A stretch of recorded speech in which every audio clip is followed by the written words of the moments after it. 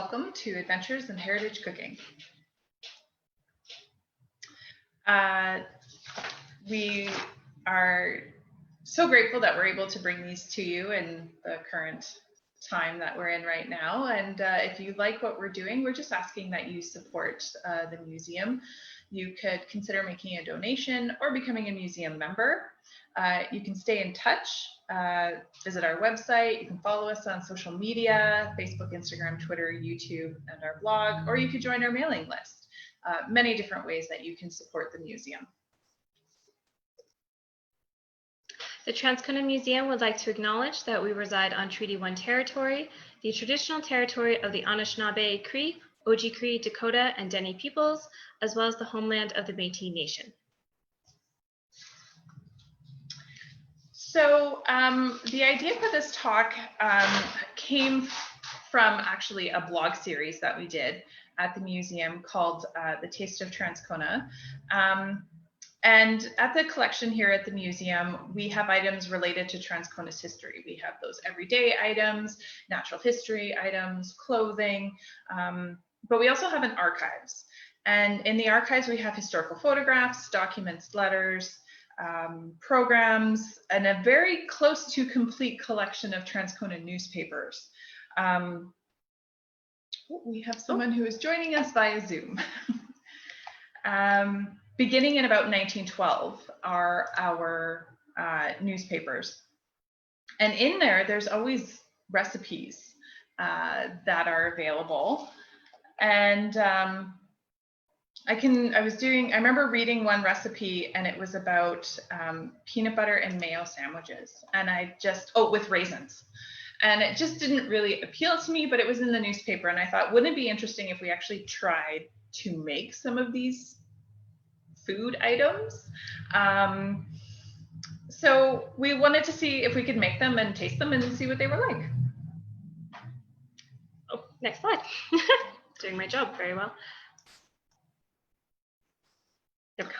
So back in 2014, when I was planning and creating the exhibit for that year, Park City Life, I went through the newspapers from when Transcona was its own city. Looking for information about what life was like, events that happened, how things changed. It was a period of time of change in the world. So like human rights were being explored, discrimination was being addressed. There was so much sexism, the political climate, things like that. And it was really interesting to see how times had changed. So while I was going through those newspapers, I found this Transcona News cookbook edition. And within are recipes submitted by Transconians and people who lived in the Springfield area, from sweet to savory. There was even first place winners for different sections of the cookbook. And so what I did was I scanned the cookbook, and I actually had it on display along with some cooking items, kitchen items in that exhibit. And I had wanted to, at that time, to try to make some of those recipes. I never got a chance to, and then I actually went on a maternity leave. So in late 2016, early 2017, we updated our website, and with that update, we now have a blog feature. So it was at that time I revisited that idea and thought, well, maybe this is a good opportunity to try to make some of these recipes, and we'll do it as a blog feature. So we, Jennifer and I, decided to use the Transcona News cookbook for our experiments. And all the recipes that we have cooked with this one is solely from the Transcona News cookbook. We have other cookbooks in our collection, some that go back much, much farther. And if we're feeling particularly experimental, we can try cooking from some of those at some point too, but we're working our way through this cookbook.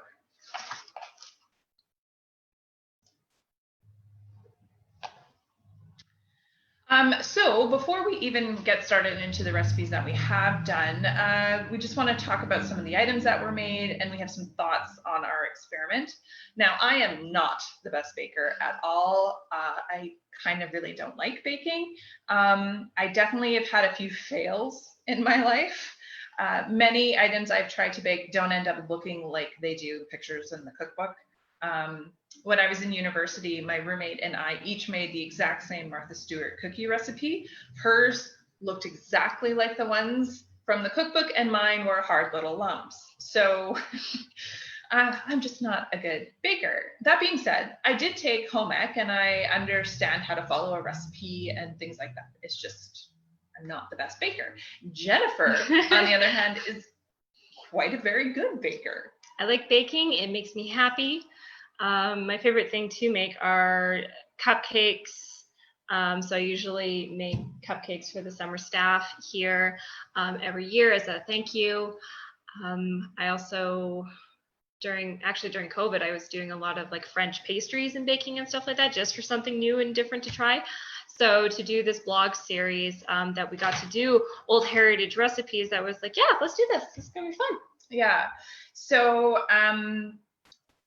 Pinterest and recipes that we have today, food bloggers, they have really spoiled us. They give us step by step what to do. There's photos of every single step, things like that. When we're looking at these recipes, there's very little information. Sometimes they don't even tell you what to do. They list the ingredients, sometimes not even all of them. So it isn't a different way of baking and a different way of cooking. And so we've had to try to figure out a bit more about what to do. And we found that some ingredients have changed, or they're ingredients that we're not necessarily familiar with. Something like yeast cakes. I've never seen a yeast cake, but many recipes call for that. Measurements are different. So we might not necessarily understand exactly as well as an older generation would, who grew up with recipes like this. So to start off our blog series, I decided to make cream wafers. They turned out actually really, really well. Yeah, like I can't believe how very well they turned out. So it was a great first go at this. I remember there being eggs actually in the icing recipe, so that kind of threw me a little bit because you don't tend to see egg yolks in icing, but it was very delicious. And let me see, what other notes did I have here? We have some notes. Yes. It's been a while since we made these recipes, so we have notes to refer back to. This is probably 2017, so it's been a few years. Oh, right. The recipe was very vague when it came to how to roll out the dough for these things. Basically, what you see on the screen, how we've written out the recipe, that is exactly all the information that we had to make the recipe. There's no additional information. So it's interpreting what you see on the screen. Yeah, so for this instance, I had to, cheat a little bit, go onto the internet to try and find a similar recipe just to see like how I'm supposed to cook out these wafers, because you don't want them too thick and then they end up doughy, too thin, you're going to burn them. So I ended up rolling them out somewhat thinly, and then I just cut circles because that would be the easiest thing to do. And it turned out really well. They're kind of like a flaky pastry type cookie, and then you had to be very, very careful actually putting the icing on because they are so fragile. But I mean, they were just a huge hit. And you attempted to make them. I did. Well. Jen brought them in, and they were so delicious. I actually made them with my daughter, and we added some food coloring to the batter and to the icing, and they ended up kind of looking like unicorn cookies. And this was right at the exact same time that Starbucks unicorn frappe came out. So that was, kind of fun. Didn't do it on purpose, but that's just how they turned out. And for once, it wasn't a fail for me. These no, they did turn out, yeah, because they look exactly like mine. Yeah. Right, another thing, you can see, my mouse is going to work, you can see like docking the pastry, so that's to allow it to kind of rise evenly, because if we didn't do that, then they would just turn out like a big huge like puff. Yeah, and you can kind of see one of them has a bit of a puff there. If you can see the mouse. Yes, you can see the mouse. Yeah, so yeah, it's a very airy, flaky wafer. This this is your first recipe. Yes, this is the first one I made, cherry loaf. And to me, this one tastes like Christmas. It smelled like Christmas. It tastes like Christmas. So, I gathered all the ingredients. Now, the ingredients called for 1 small jar of maraschino cherries.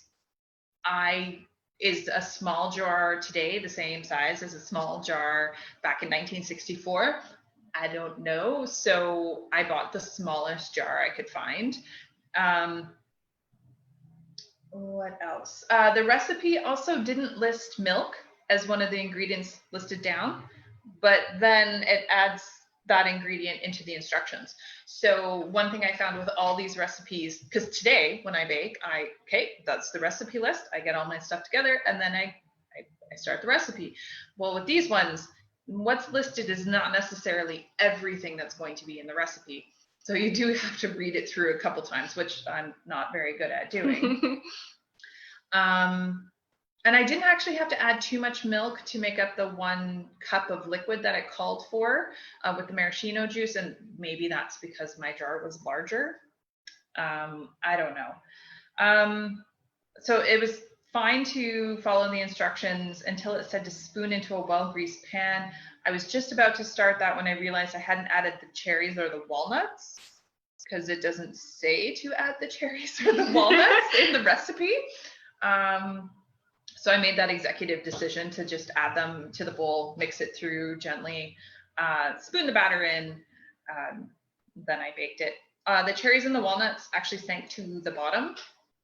And then I found out that you're actually supposed to flour cherries and walnuts or nuts and stuff like that are going into a loaf so that they don't sink. So obviously, probably in the past, people knew this. I didn't know it. So it was still really good, and I really enjoyed it. Good. It was a good one. That was a treat, having a coffee in the morning. Yes. 24-hour salad. Yes. This one was actually made by one of our summer students at the time, and this was a first place winner. In the salad category. Yes, this is salad. So I'm just reading from what our summer student said, her experience of making this. The recipe caught her eye because the cookbook stated it was a first prize winner. And she just had to see what all the fuss was about. And this was also chosen for a special dish for the museum's theme for #MuseumWeek, which happens on Twitter. And there must have been a food option one of those days. Mm-hmm. She was a little apprehensive about making it at first due to the amount of canned fruit and whipping cream it called for. But nonetheless, she trudged forward. She said it was fairly inexpensive dessert to make, and if you're a fan of jellied salads, it probably would be up your alley. I normally don't have whipping cream in my fridge, canned fruit cocktail, canned pineapple, or canned cherries unless it's Christmas time. So she had to go out and buy a lot of these ingredients. The first step called to put beaten eggs in a double boiler, adding vinegar and sugar, stirring consistently until thick and smooth. She didn't have a double boiler, so she had to do the bowl over a pot of boiling water. To beat the eggs, she didn't use a whisk or a mixer like most people today. She just used a small fork because she was afraid the vinegar and the sugar burning the eggs in the pot. The recipe didn't tell what temperature to put the stove at, so she put it on high for about a minute until the pot was hot. And then she had to remove the pot from the double boiler, add butter to cool, and it started to look more like a custard consistency. The recipe also didn't say how long she needed to cool the salad for in the bowl, or cool the bowl for either. So she guessed, and she put it in the fridge for about 5 minutes. When the 5 minutes was up, she took the bowl out of the fridge, added the other ingredients. The next step was to fold in the whipped cream, fruit mixture, and marshmallows. She found this step somewhat difficult because she also was not a baker, so that folding technique that she wasn't used to, wasn't quite sure if she was doing it correctly. Both the canned pineapple and the fruit cocktail had to be strained before stirring it in because it was in a lot of liquid. The next step in the recipe was adding the whipping cream with the fruit cocktail, pineapples, and mandarin oranges with the marshmallows. She found cutting the mandarin orange pieces apart and taking the skin off to be difficult.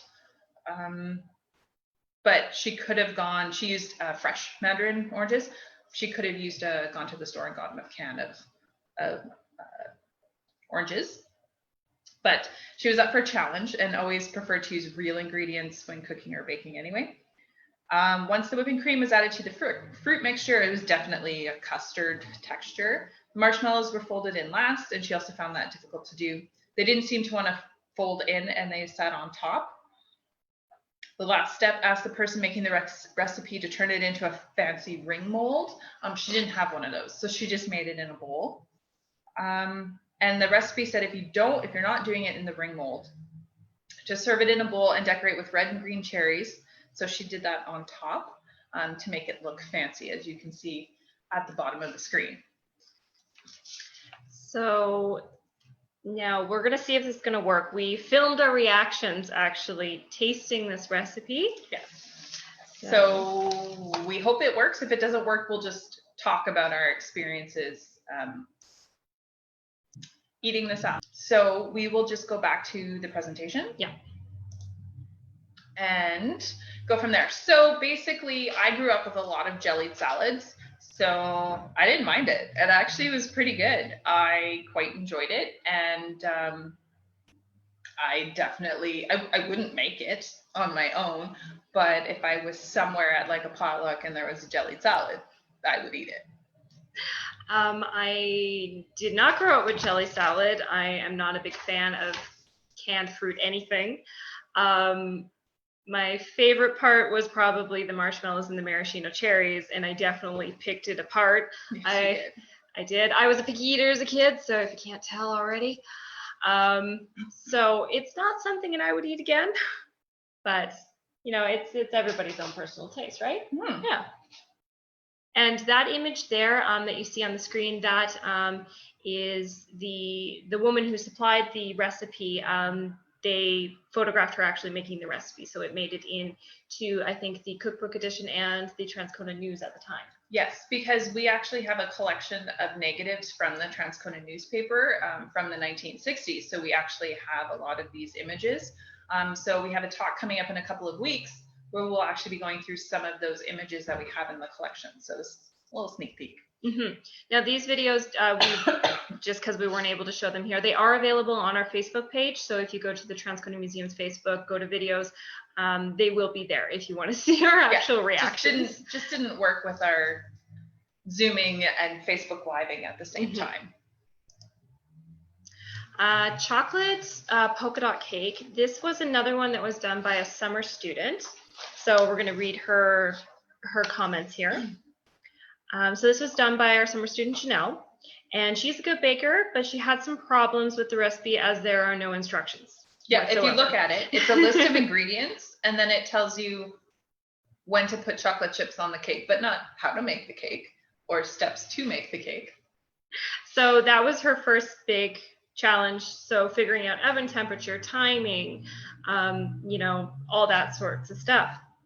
So she mixed her dry ingredients first, then did the creamed shortening and sugar, added it to the dry ingredients. Notice the big bag of chocolate chips in the photograph above. She just did a guess as well as to how many chocolate chips to add. It did say one package Nestle semi-sweet. I would assume it's the small one. But she had gone to Costco, so she had the big one. So she mixed everything together. She placed it into a grease-prepared cake pan. She said it took about 35 minutes. She kept checking the cake. I don't know if she said what temperature she put it at. I myself would assume 350 or 375, more so 350. Mm-hmm. Icing, she just used some leftover whipped cream from the 24-hour salad. So these were done at the same time, obviously. And then she just added the chocolate chips.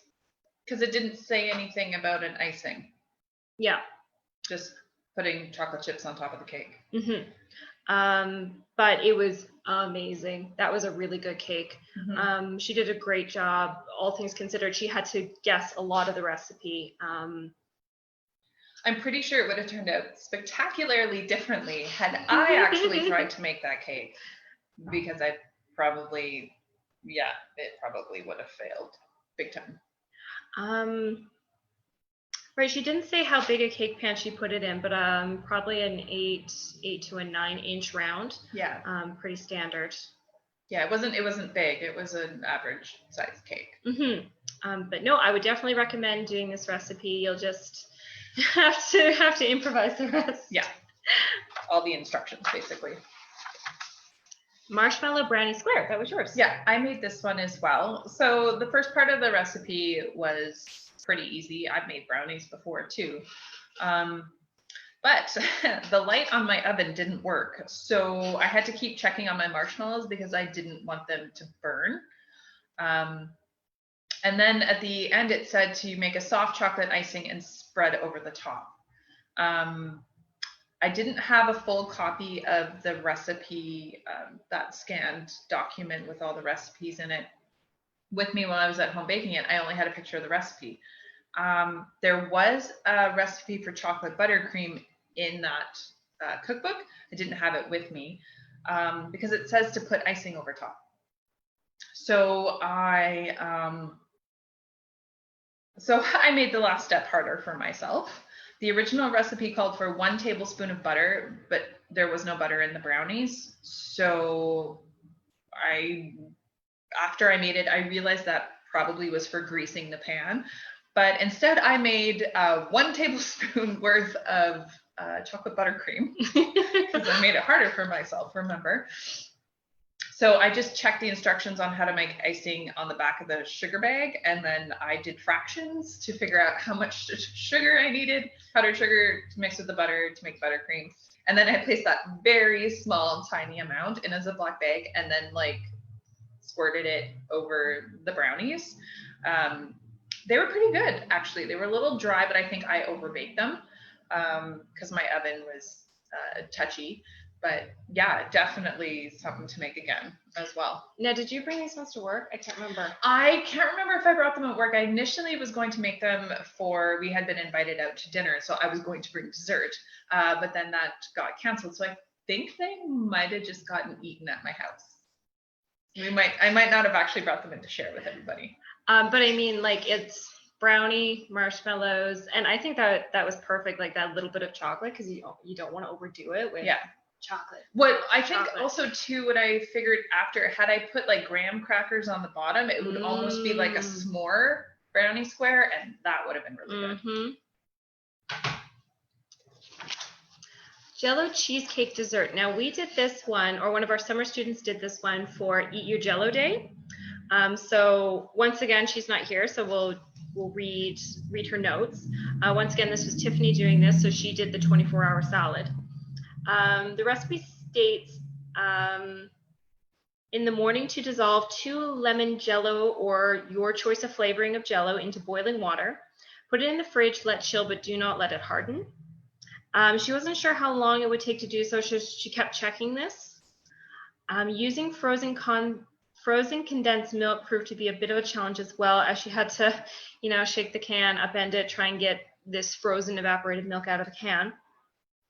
Eventually, it had to go back to trying to shake it out because nothing else seemed to work. The next step was to cream half a pound of cream cheese with a cup of fruit sugar and add the Jello when set. To cream the cheese, she let it sit out for about 5 minutes to get to room temperature. She then used a fork to squish the cream cheese in the bowl and make it soft. One part of the recipe that was a challenge for her was the imperial measurements. Being a millennial, she didn't know what imperial measurements were.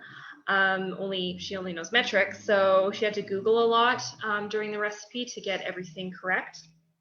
She guessed that a half a pound would be about half the cream cheese brick. Creaming the cheese also proved hard. It started to hurt her hand a little bit trying to do it with a fork, and she definitely wanted to try doing everything like with a fork and not use like electrical beaters or anything like that, not to cheat, but in the end she decided to cheat and use the mixer. The next step was to whip the carnation milk and fold it in. Similar to the 24-hour salad, had to fold in the milk. You just scoop the milk towards you. Oh, right. So she figured out at this point how to correctly fold everything together. Wasn't it like somewhat still frozen. Yes. So she was like having to fold frozen carnation milk and yeah. Yeah. Made it a bit difficult to fold. The next step required her to put on the top and bottom of the cake. Next step required to put on the top and bottom of the cake pan 16 double graham crackers and 3 tablespoons melted butter. So 16 double wafers was almost the whole box of graham crackers. She didn't quite understand what the recipe was kind of getting at this point. But she consulted a friend who does bake a lot, and it just meant to make graham crumbs, so not to lay graham crackers. She then put the recipe into the fridge again with no set time. She decided to let it sit overnight to make sure the jello hardened and the cream cheese was hard as well. She assumed that since the recipe was originally made in the morning, the cake would sit all day until dinner time, and then that's when it would be served. The recipe told her she could sprinkle it with frozen strawberries before serving, or she could choose to dissolve one large jello and let it set a bit, and then pour it over the cheesecake. She decided to go with frozen strawberries instead for ease of convenience. But so you make jello and then you crumble it over? Well, you'd have to pour your cake would be set. Yeah. You'd pour the jello on and you'd have to go back in the fridge and it would set again, I think. Okay. So then it would be like really layered. Okay. Which might look cool. A lot of jello in these recipes. A lot of jello. In the end, she said it was really tasty. I do remember it being quite tasty as well. I remember it being hard to get out of the pan. Yes. A little bit. It could have just needed more butter with the graham crackers. And I had a little bit of that issue with the recipe coming up as well. And I couldn't quite get my crumbs really, really small. I had that issue too with one that I did. But I remember it was tasty. I think we had also chatted that it would be better almost with fresh berries because the frozen ones kind of started to thaw out and then it became almost like a watery type texture. And eating the frozen ones was like, it's a different sensation on your teeth too, to go from like frozen fruit to jello. Yes. Like a jello cheesecake sort of thing. So, this is mine again. So this is 2018, I think, by this point. So we decided to do a holiday bake exchange, and I thought it'd be a great idea to try 2 different recipes for the bake exchange from the cookbook. The other one is shortbread. I don't think I talk about it, but it was a very basic shortbread recipe. Worked out really great. The butter horns were a bit more of a challenge. Let me see, trying to remember this one. Everything went really well until it came to actually shaping out the butter horns. So I think the recipe says, right, so roll out the dough thin and round, cut it into 3-inch triangles, then fill it and roll them up. We don't have the picture here, but I basically made like a pie and kind of like figured out what the triangle roughly would be and then kind of guesstimated the filling and then rolled them up like croissants. They worked. I wasn't too happy with it though, because it's like there has to be an easier way to do this. Yeah. Than trying to do it into a pie shape. Right, I kind of divided the dough like a pizza into triangles. They look like sad croissants on the baking sheet. They did. Well, you do say here you were a bit disappointed that the recipe didn't produce that many pastries. No, it didn't. And That's you had right. a lot of the sugar filling left over. Yes. So I think I got about, maybe 8, no more than 10. And I still had a ton of sugar left over. I don't even remember what I did with the sugar at all. So this one was a bit of a letdown. That being said, they did taste amazing. I was so frustrated I wouldn't do it again. Oh, you do talk about the shortbread. Oh, so I do. So shortbread is something that Mom and I usually make every Christmas time. So I thought, well, let's just try a simple shortbread recipe. Basic 3-ingredient shortbread recipe.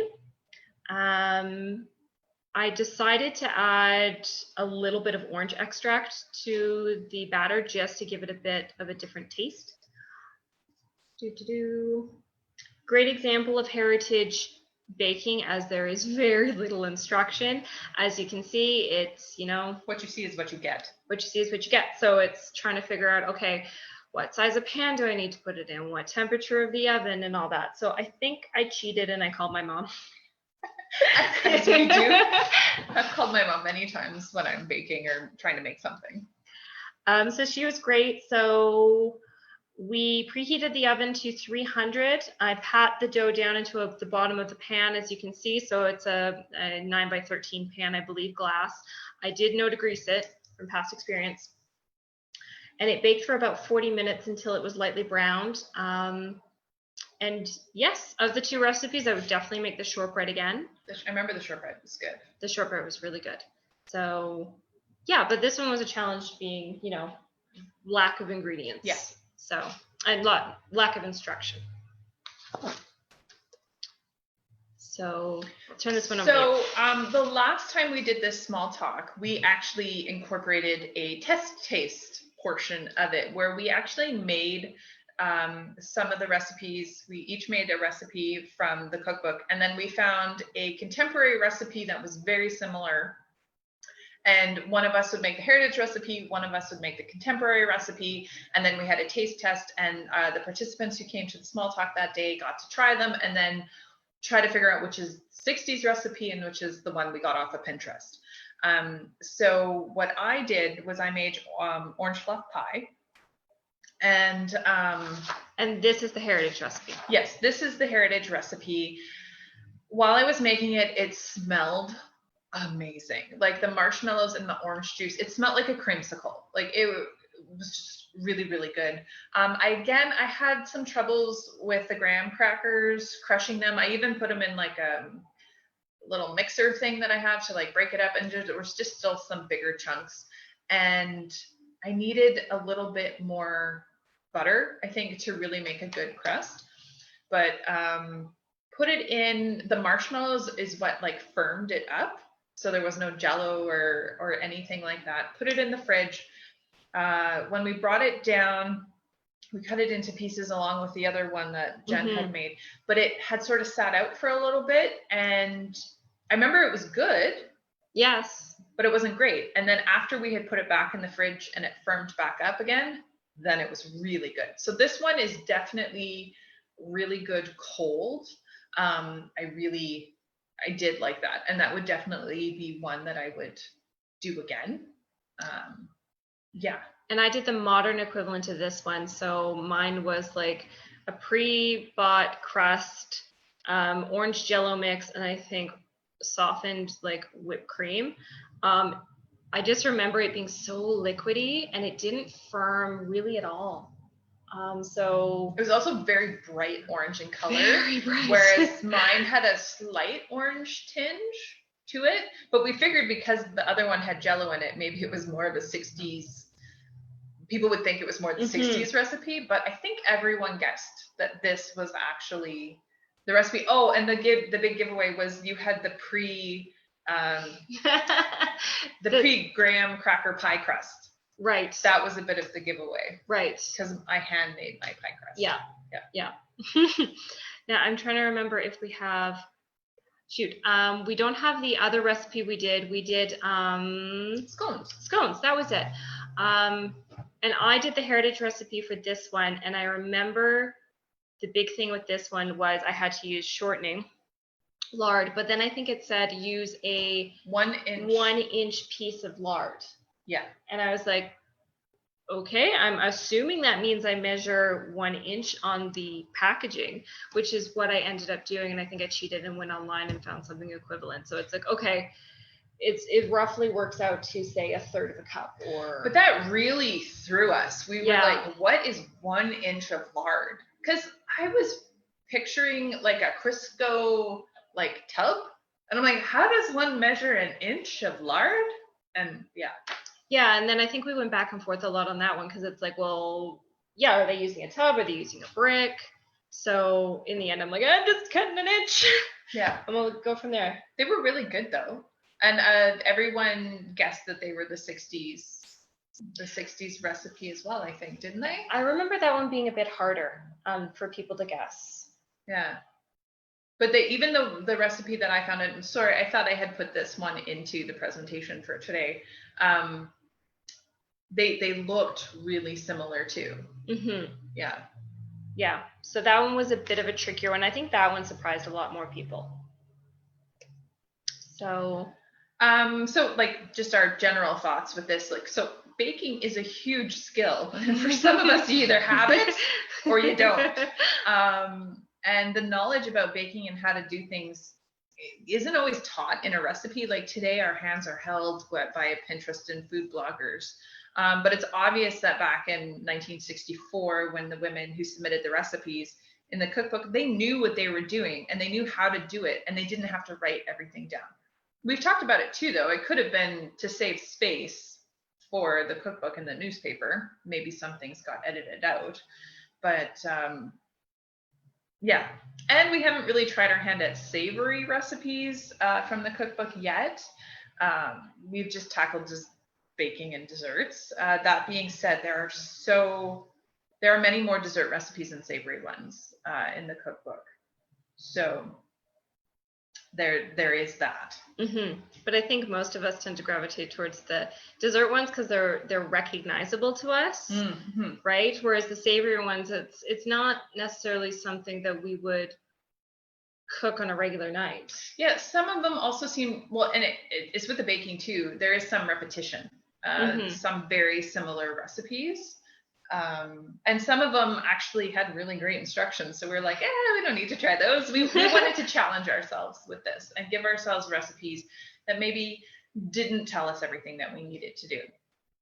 And that's just a photo from one of our holiday bake exchanges. So you can see the butter horns. Butter horns up here and the shortbread right here. Yeah. So for this talk, we decided to do a lemon slice. So it was a nice summery dessert, and we had posted it, and hopefully some of you listening in attempted it as well over the past week. I'm just gonna get the recipe. Yeah. I think it's still tabbed. Yeah.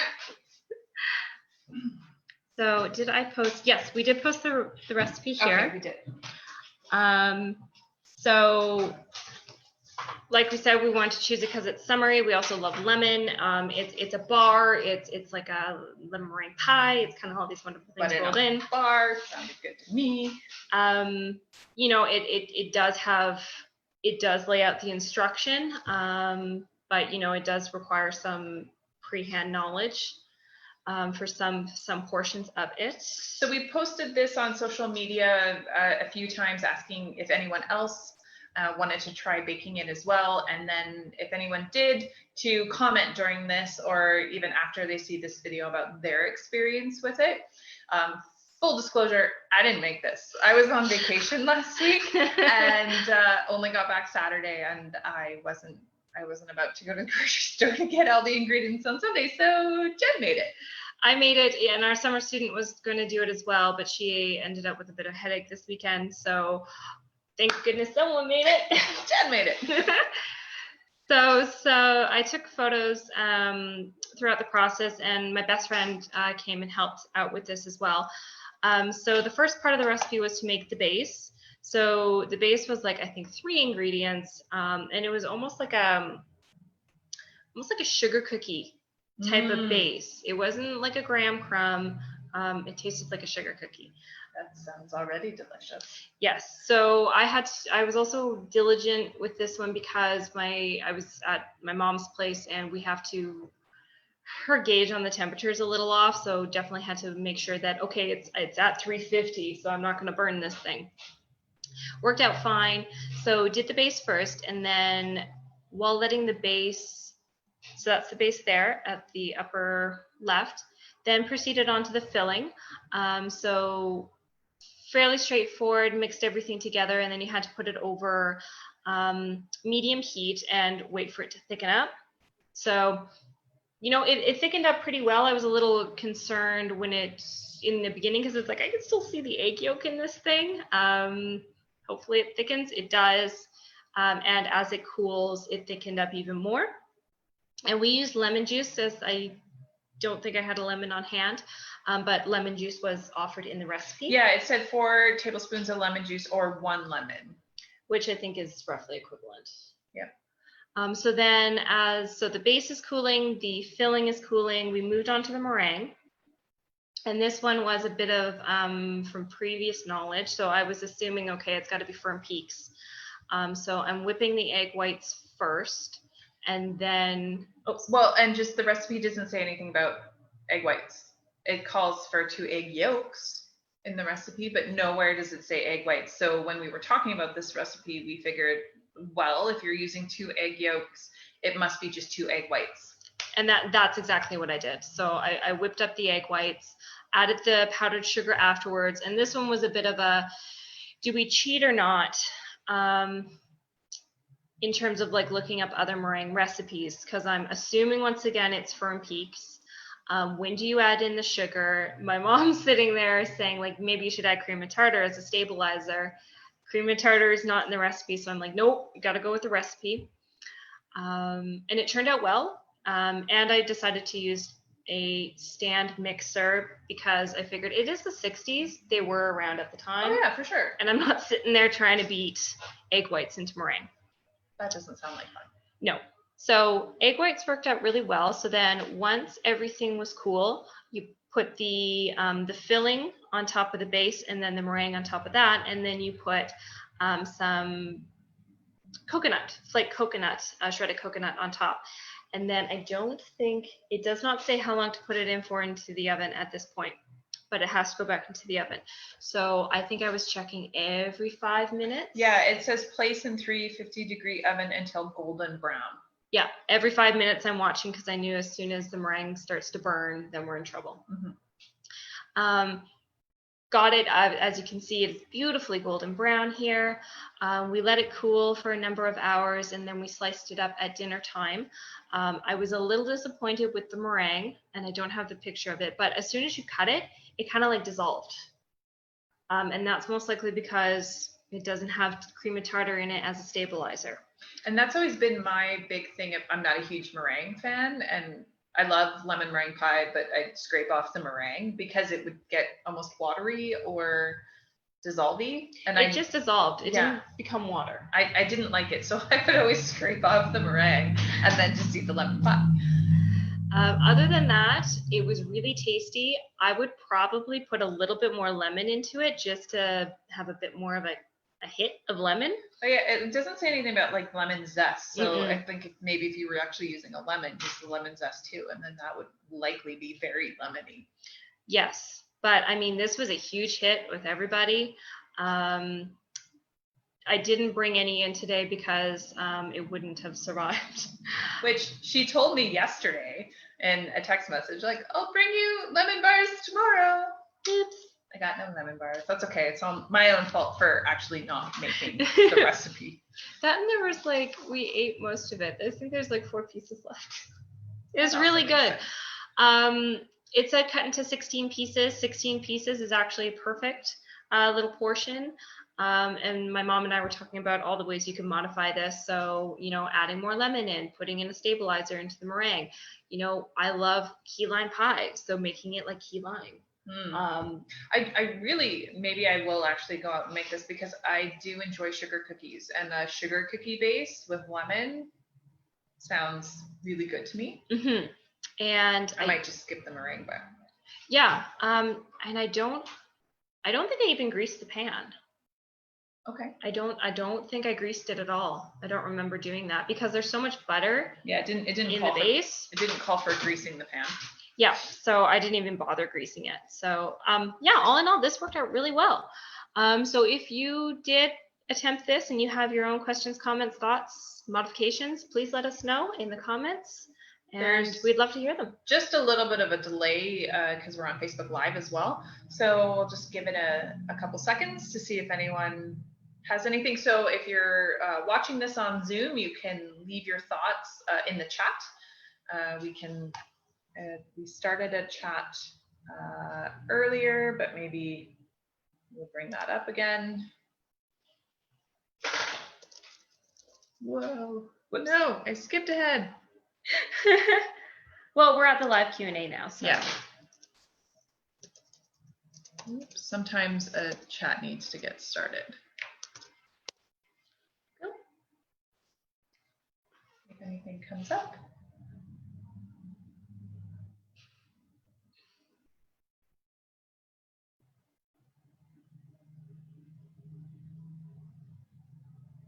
Like I said, if you're watching this, a couple days after this has been posted, put in your comments. We'll respond to them then. So yeah, and hopefully you do.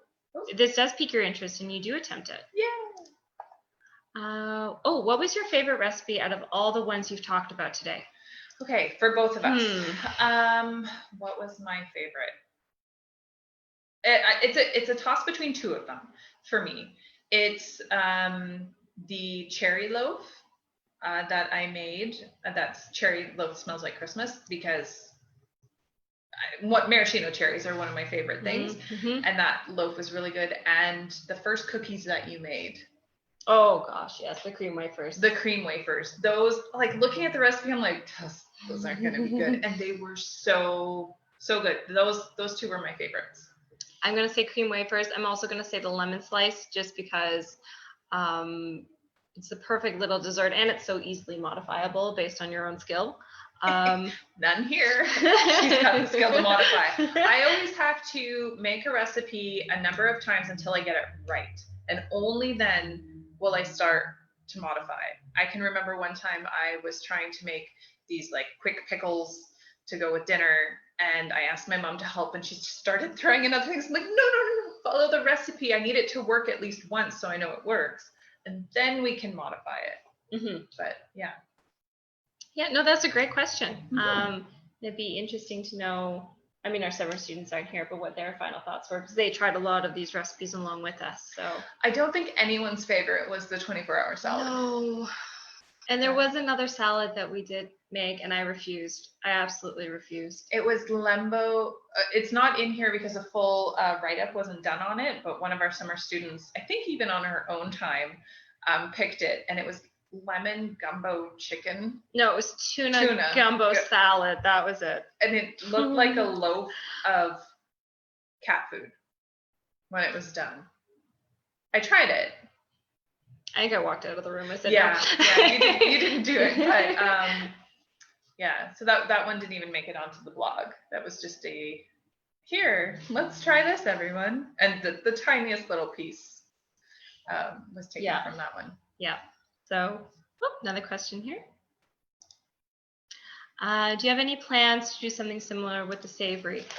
Eventually? Yeah, we've talked about it, and we've talked that we should really start trying to do some of the savory ones as well. Because it took a while to even pick this one out of the desserts because we've gone through so many. So I think next we might actually have to start doing some of the savory ones and adding that to the blog series as well, because some of them actually, sound pretty good.